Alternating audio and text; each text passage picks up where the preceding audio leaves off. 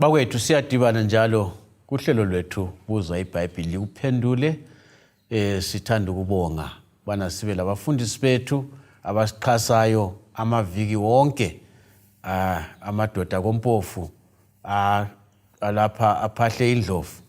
Mfundisi Mpofu lo mfundisi Mpofu siyalamukela. Siyabonga mfundisi. Sicela lamukela abalaleli. Salibonani balaleli. Siyalamukela kuhlelo lwethu lamaviki wonke Buza Ibhayibhili likuphendule.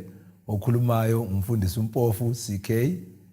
Salibonani balaleli. Siyalamukela njalo kule iviki ehlelweni lwethu lamaviki wonke okhulumayo umfundisi OB Mpofu. Siyabonga.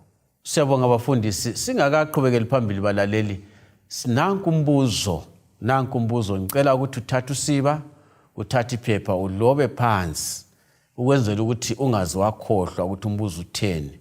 Kuphela lesi sifundo ngesikhathi sika 1 emini ungakadli ilunch ngoba usulethile impendulo yakho kunombolo zocingo 0718 444 196. Letha impendulo yakho ku WhatsApp. Ngicela ubana lethe ku WhatsApp 0718 444 196. Ilethe khonapho kuphela kwezindawo ngizokuyithatha. Ngizanika umfundisi OB Mpofu ngamafitshane uzawuphinda kabili umfundisi umbuzo. Siyabonga. Qakathekile liwulalele kakuhle balaleli, libhale phansi. Siyabonga. Sinike isizathu sokuthi kungenxa yani sile Gregorian calendar namhlanje. Sinike isizathu sokuthi kungenxa yani sile Gregorian calendar. Yiwumbuzo wethu wale iviki. Siyabonga mfundisi, siyabonga kakhulu balaleli. Nanku umbuzo, nanti iBhayibhili ngelakho.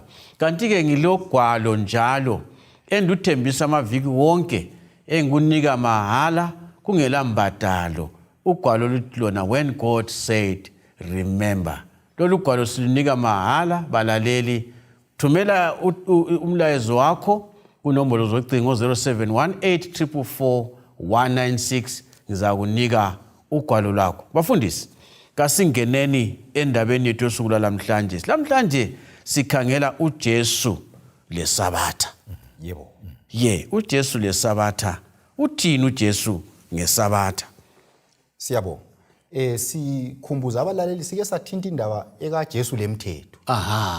Ngoba sinanzela ukuthi kulomcabango wabanengi ababona sengathi uJesu ukufa kwakhe esiphambanweni kwasusa imithetho elithumi. Kugoqela leSabatha. So lapha sesiqinisa ukuthi uJesu kamti yena wathini ngeSabatha. uMateyu 5 lapha iverse 17 to 18. Uthi yena lingathingize ukuchitha umlayo labaprofeti. Angizanga ukuchitha kodwa ngize ukugcwalisa. Ngoba ngiqinisile ngithi kini kuze kudlule izulu lomhlaba. Kakusoze kudlule ibadlana libe linye ingabe lechatshana libe linye lomlayo kuze kwenzakale konke. So Jesu uthi nxa kulento ongamelanga ifike engqondweni yami le yakho yikuthi uzochitha imlayo. Yena kazange achitha kodwa weza ukuzojulisa umlayo. Ungafunda kuMateyu 5 khonapha kuntshumayelo yakhe yasentabeni wayechasisa ukuthi lezwa kuthiwa ungabulali. Kodwa mina ngithi ozonda umfowabo ungumbulali. Antu yabona ukuthi yena wachasisa ukujula komthetho. Kazange athi umthetho kawusekho. Hayi. So uJesu kazange uzosusa iSabatha. Kodwa weza ukuzoqinisa lokuthi azoligcina yena ngokwakhe. Atshengise futhi lokuthi ligcinwa njani. Azokupha isibonelo okumele sisilandele njengabantu abakhe. Kakusoqiniso yini mfundisi ukuthi yena ngokwakhe? Nguyowanika iSabatha entabeni esinayo. Yikho kanye. Nguye wayevele ekhuluma loMose. Nguye vele umnikazi weSabatha. So ngeke anike into aphinde azoyidiliza yena nguye wayinikayo. Hayi. So uJesu ngumnikazi weSabatha wasitshengisa ukuthi ligcinwa njani. Kalisusanga iSabatha. Mfundisi engxenye sikhona lapho ngithanda ulimi lwemzini olusetshenziswe uthi I have come to magnify. Ngikhumbula sifunda ezikolo laphana kwakulo isibuko lokhana okuthiwa i-magnifying glass. Sikuthanda okuli glass okwenza ukuthi ubone legcikwane ongeke walibona ngawakho amehlo. Lenza into encuncuncu uyibona. So uJesu uthi yena ke ngize ukuzacacisa ukuthi iSabatha kumele ligcinwe njani. Kwenziweni ngeSabatha. Siyabonga mfundisi uhlubi indlu ekhasi. Wenza kube sobala wehlukanisa amathambo lenyama. Siyabonga. Nxa kuthiwa khona iSabatha lenzelwa umuntu kenzelwa ngeSabatha. Kutshoni? Siyabonga mfundisi. nguJesu okhuluma la amazwi kumakho ngo2 ivesi ngelika 27 no 28 kutsho ukuthi isabatha leli lincedisa thina ayikho nathina yithi esenza ukuthi libe khona lincedakale ngokuthi isabatha likhona ngamanye amazwi kufanana lokuthi ukugcina isabatha kuzasenza thina sivuseleleke kuphathisa thina abantu yithi esincedakalayo kakhulu asincedisa abantu hayi asincedisa abantu ngoba lusuku kodwa thina yithi esincedisekayo mfundisi lokhu ngikutsho ukuthi kulabanye abantu bona abantu bakhonza isabatha ya kodwa ke isabatha lenzela ukunceda thina kakhulu ngizama ukuhlomlela njalo kasikhonza isabatha sikhonza umnikazi wesabatha siyabonga uvesi ngu28 vele njengoba umfundisi esekubekile uthi yena ke kunjalo ke indodana yomuntu iyinkosi leyesabatha so ke ngifuna ukunika umzekeliso imota loba imtshini eminenge esilayo emzini yethu ukugoqela ama generator lokunye konke lokho esebenzayo ungayidrive imoto ilamafutha iyaphela amafutha ukuze ukwanise ukudlulela phambili ngohambo lwakho kumele uye service station ukuthi uyethela futhi amanye amafutha kumele futhi ukuthi ingahamba umango othile uhambe layo kulabo abayilungisayo bayetshintsha izinto ezinjengama oil batshintsha okungamafilito okuyabe sokungcolile batshintsha okungamaplug ilanga la ngesabatha kulusuku lapho esiserviswa khona ngulo owasenzayo ongumdali wethu onguNkulunkulu lapho esivuseleleka khona ukubana ke impilo yesilayo lapha emhlabeni iqhubekele siyaphambili mfundisi ngenye indlela njengoba unika isibonelo semota ake sithi umuntu athi nandaba ngiyahamba ngemota yami kuphela kansoze ntshintshe lutho amafutha kantshintshi kuyini okuzakwenzakala siyabonga mfundisi ungenza njalo imoto yona leyo iyanoka iyabe ingasasebenzi iyabe sitshaya injini imoto yabe ungasela moto emuntwini lakho kunjalo ungenza njalo uzabe usunokile kodwa ubona ngazami uyaphefumula kodwa already usunokile siyabonga abanye besiba lolaka emsebenzini agcina sesilwa labantu yabe sokule frustration ibala lesilungu frustration umuntu wangikhona sephompa lolaka masinyane ngoba senokile kumbe bona bo depression kodwa umuntu njengasacabangi kuhle akasingeneni kiyo ngokujula nxa sikhangela lapha abafundisi indaba yomsebenzi kuyiphi imisebenzi eyenziwa ngesabatha nxa sibone uJesu lesabatha kuyiphi imisebenzi akhuluma ngayo engenziwa lengeke yenziwe siyabonga sizakhangela kuMakho 3 ivesi 1 sisiya ku6 lo Mateyu 12 ivesi 1 sisiya ku8 asoze ngwabale wonke ngenxa yesikhathi kuMakho 3 lapha ngizafisa ukubala uvesi 4 ithi yona wathi kubo kuvunyelwe yini ngesabatha ukwenza okulungileyo ingabe ukwenza ongalunganga ukusilisa ingabe ukubulala bathula wayebuza amaJuda uJesu lapha kuMakho 3 wasilisa umuntu wayelesandla esithwabheneyo ngesabatha so amaJuda base bengasagcini kuhle isabatha base belisebenzisa ukuncindezela abantu lokufaka eminye imithetho eyayingekho eBhayibhelini so isibonelo sika Jesu lapha lezinye ababuza zona ukuthi kulungile yini ukuthi inkomo yakho kumbe inkabi yakho ingawela emgodini ngesabatha uyikhulule yini uJesu lapha utshengisa ukuthi kuleminye imisebenzi yokusindisa impilo engenziwa ngosuku lwesabatha wemfisa ukuthi mfundisi uyithinte kaMateyu 12 mbona niqhakathekile angizabuya kuyo uzabuya kuyo so lapha sifunda ukuthi kule imisebenzi okuthiwa ngama-essential services imisebenzi enjengeyabo dokotela kulabanye abantu abasebenza ezibhedlela laphana ababe bekhangela imtshina enjengabo ICU labo bani imtshina encedisa ukuthi abantu baphile so kubuyela mfundisi utshiwo nguSikhe ukuthi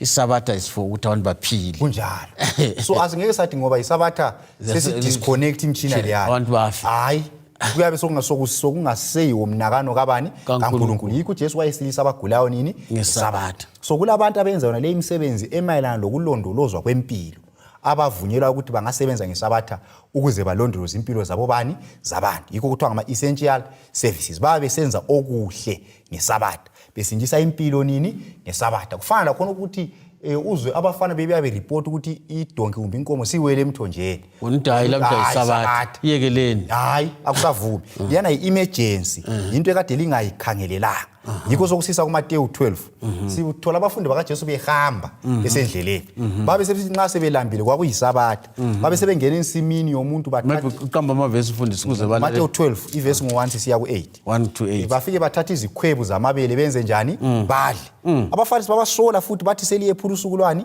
lwesabatha. uJesu wakuchasisa futhi uthi yena nguyinkosi yesabatha, nguyokwazi ukuthi isabatha ligcinwa njani. Abafundi bakaJesu kabantshontshanga, abanye bathi bantshontsha.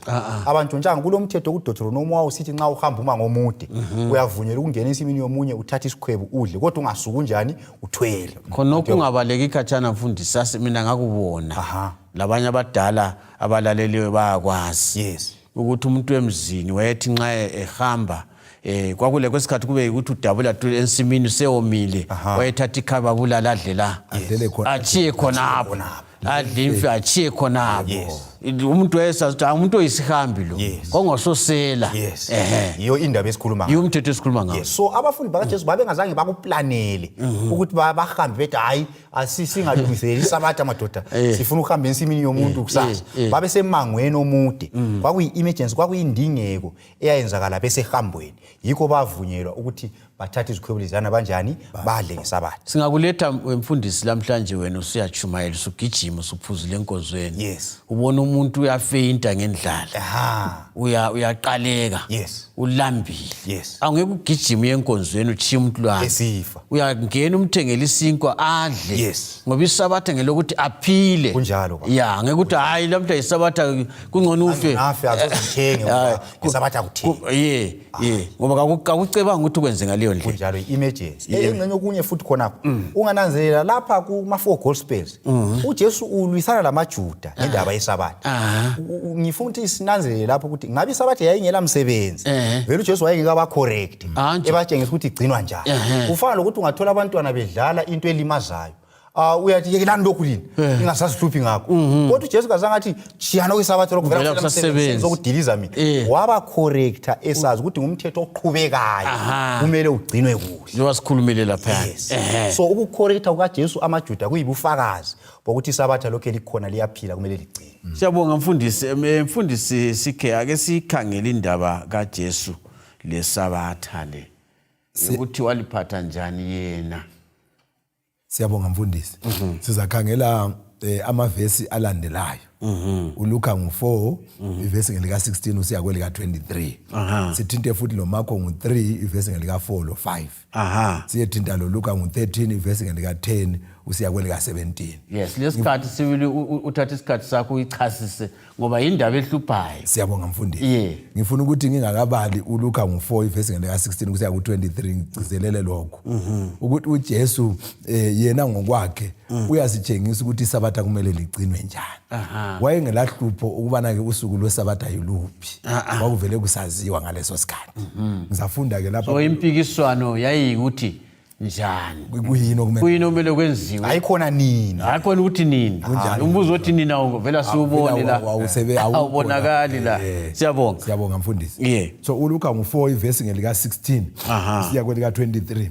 iBhayibheli lithi lona ke wafika eNazaretha lapho akhulela khona njengokwejayela kwakhe wangena esinagogweni ngosuku lwesabatha wasukuma ukuba abale wanikwa ugwalo lomprofeti uIsaya waluvula wafumana indawo okulotshwe kuyo ukuthi umoya wenkosi uphezulu kwami ngoba ingigcobile ukuba ngichumayele indaba ezinhle kubayanga ingithumile ukumemezela ukukhululwa kwabathunjiweyo lokubona kwabayiziphofu lokukhulula ababandezelweyo. 19 bisisithi yona ke lokumemezela umnyaka womusa wenkosi. Hallelujah. Ngizakuma khona lapho. So ke iBhayibheli ungayizwa isithi yona ke wangena esinagogweni ngosuku lwesabatha njengokwejayelwa kwakhe. Usithi ukuthi kwakungumkhuba wakhe. Elapha emhlabeni uJesu simthola esiye esinagogweni nini ngesabatha. Kwakuyinto yakhe ngamasabatha wonke wayesiyangena esiyafundisa ngelanga langesabatha. Ibisisivezela futhi ukuthi lokhu akakwenzanga ngesabatha elilodwa. Ungakhangela even lezehlakalo ezinye siyazithinta ezinye zithintwe ngumfundisi OB esilisa wayesilisa ngesabatha esinagogweni. Lo Marko ngu3 ivesi ngelika 4 kusiya kwelika 5 eselapha lwana umuntu wayelesandla esijwabheneyo lesana wakwenza engene esinagogweni ubana ke ayefundisa wathola kulomuntu olesandla esijwabheneyo waseyimsilisa ke ngelanga langesabatha. So konke khona lokho kuveza ukuthi kwakungumkhuba lenjwayelo yakhe yansuku zonke. Ngifuna ukubana ke sigijime siye kuLuka 13 ivesi ngelika 10 usiya kwelika 17 le ngizayibala le uLuka 13 ivesi ngelika 10 usiya kwelika 17 ithi yona ke wayifundisa kwelinye lamasinagogi ngeSabatha. Kwakukhona owesifazana owayengenwe ngomoya wamenza isilima iminyaka 12 esegogekile engasalulami. Kwathi uJesu embona wambiza wathi kuye, mama, ukhululiwe ebulimeni bakho. Wabeka izandla zakhe phezu kwakhe wahle walulama khona lapho wamdumisa uNkulunkulu. Hallelujah. So nangu uJesu simthola futhi esilisa kodwa ke enehambe esinagogweni kubana ke ayekhonza edumisa. Kodwa ufica umuntu olendingeko. Yebo. Abe semsiza ngelanga la ngeSabatha. Ekucineni nxa besiba lombuzo bona bacabanga ukuthi baba lombuzo ngaphakathi bengakwazi ukuthi uJesu nguNkulunkulu balokusenhlizweni. Abe sebabuza ukuthi kanti ke kuhle yini ukubana ke ngibona umntaka kaNkulunkulu obotshiweyo ngimtshelo kweqilazisiwe. Yikho ke ngisithi kakhululo wamkhulula wakhululeka umntaka Mlimi. Mfundisi, umcijo uletha lapho uqhakathekile. Ngithemba ukuthi kwelinye abafundisi sizayixoxa kunjalo indaba lekabanzi ukuthi iSabatha ligcinwa njani ngoba kulabantu abangakwaziyo. Yes. Abafisa ukuthi batshone bezivalele emdulini behlabela bebodwa bebala amaBhayibheli. iSabatha ledlula ukutshona sizivalele emdulini. Kunjalo mfundisi. Sisodwa sibala iBhayibheli. iSabatha ikuncedisa abantu abahluphekayo. Nasi indaba engila uletha inkululeko ebantwini abanye babotshiwe basemajele. Yebo. Abantu badubeka. Kunjalo. iSabatha ngeke ukukhipha abantu ukuthi utheni mfundisi uthe wena ikunambitha. Esizabe sikuyenza sesisekhaya. So kumele linambithise abantu ngitsho lenkululeko ukuthi omunye wathi ekhuluma umfundisi wathena uJesu nxa wayenika abantu ukudla lapha wayebatshela ukuthi ezulwini lapha emvela khona kakulanjwa akulanjwa wayebanambisa ukuthi hayi ngifuna libe kwazi lapha emvela khona endibizela khona akulanjwa. Yebo. Okunye okuqade kule mfundisi athi yabona ukuthi uJesu bona bafuna ngabakwazi ukuthi iSabatha kumele benze njani. Yena waqhakathekisa ukubafundisa bona abangabathungameli ukuthi kumele kwenziwe njani. So usukulolu luqhakathekile ukuthi abantu bakaMlimi bafundiswe futhi. Mfundisi ngiyabona abalaleli kuhle sibancedise uJohane chapter 5. Yebo. Ule ndaba engicabanga ukuthi kimi indaba asizukuyibala. Kodwa ke singaxoxa ngayo ukuthi undodalana wayeselele laphana iminyaka emingaki bafundisi? 38 years. 38 years, almost iminyaka engu-40. Machumamane. Yebo. Akunjeli ukuthi umuntu ogula isikhathi esingako. Right. uJesu uthi yena thatha umbhede wakho wenze njani uhambe. Kodwa abafarisi balohlupho lakhona. Anjabona. Ukuthi khona umsiliseleni ngeSabatha. Lalwana umbalileyo kuthiwa bathi bona kulensuku eziyisithupha kumele lisiliswe ngazo. Umama lo iminyaka 18 years. Ehambe khotheme. Ngakho mbona ngazathi khona ukuqhakathekile kubalaleli lakithi sonke ukuthi iSabatha kasilo lokuzocindezela abantu ngelozo uzokhulula abantu ezonweni lemthwalo yabala emhlabeni. Ake sifike emaphethelweni sikhangele ukuphumula. Ngimbona le ngiyayithanda bafundisi. Ake sicazulule kakuhle indaba yokukaJesu ukuthi waphumula esedalile waphinda waphumula esesindisile. Omunye wathena singaba kaJesu kabili. Ngokudalwa langokuhlengwa.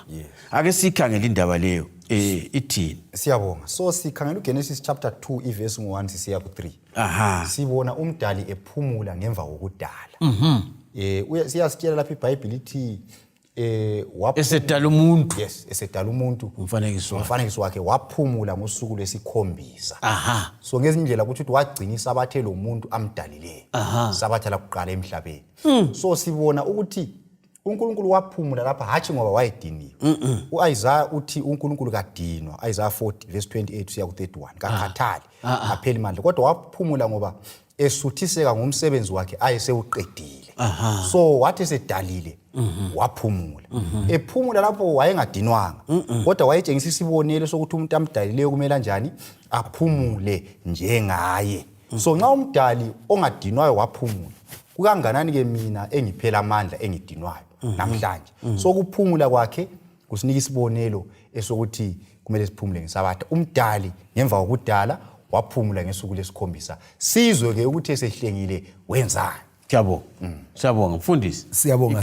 Sizafunda kuLuka ngo23 verse ngelika 54 siya kwelika 56. Ngizafunda la amavesi. IBhayibheli lithi yona ke kwakulusuku lokulungiselela leSabatha seliza kuqala. Abesifazana ababeze laye bevele eGalile balandela balibona iliba lokubekwa kwesidumbu sakhe. Basebebuyela emva balungisa amakha lamagcobo ngeSabatha baphumula njengokomlayo. Nasindaba. So ke uJesu lapha kucacela ukuthi wafa ngosuku lokulungiselela. Friday. Usuku lwesithupha. Laba besifazana ababeze laye befuna ukuza ukuthi bagcobe isidumbu sabo babona ilanga selisiyatshona ngeFriday. Yes, Good Friday. Kabasakwenzanga umsebenzi okwamele bawenze. Base besiyaphumula njengokwemthetho wona lo esikhuluma ngawo wesine ukugcinwa kwesuku lwangeSabatha.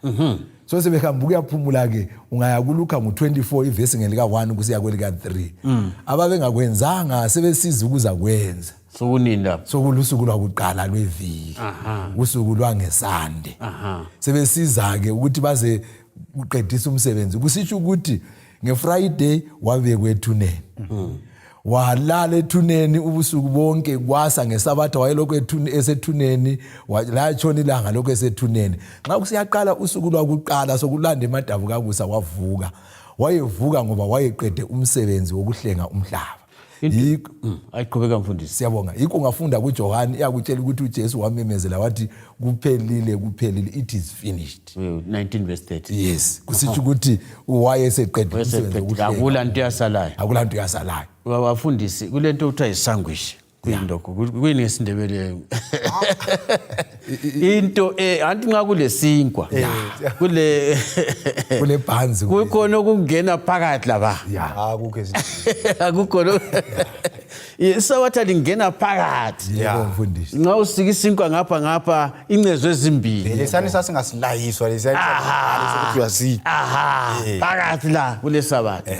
So ngibona indaba yakho iphuma ibe mnandi nxa sesibala ngaleyo ndlela ukuthi esedalile waphumula. Yebo. Esiqedile ukudala wathi konke kuhle. Yebo. Anti wadala lo muntu ngomfanekiso wakhe. Yebo. Uyazi ungakhangela indlela umuntu ayiyo yona ukhangele nje ingqondo le ukuthi yenziwe njani. Akula computer esondelayo. Kunjalo mfuni. Utha memory ye computer. Akula memory ye computer esondelayo ngendlela ingqondo uNkulunkulu ayenza ngayo. Nxa usukhangela ke indaba esiyibambe lapha abafundisi ukuthi esesindisa umuntu wathi konke kuphelile waphumula futhi. Pho sithini kubalaleli nxa sigqiba le ndaba ngamafitshane ngoJesu njengesibonelelo sethu. Sithi thina asilandele nini uJesu owagcina usuku leSabatha ngoba yisi isibonelo esikhulu ukwedlula zonke esingazicabanga emhlabeni. Siyabonga mfundisi. Lo othi ungumlandeli kaJesu kumele ahambe njengalokho uJesu wahamba. Haleluya. Balaleli siyabonga nansi ingqobe nansi inselela ezakithi njengabalaleli. uJesu elimthandayo, uJesu simthandayo wagcina iSabatha, lathi uthi kasigcine iSabatha. Ugwalo lolweni luthembisayo oluthona when God said remember luza kuncedisa kuzwisisa ukuthi uJesu yena iSabatha waligcina njani. Asithibane njalo kuvikelizayo ngesikhathi esifananayo. Inkosi libusise, inkosi belani. Siyabonga.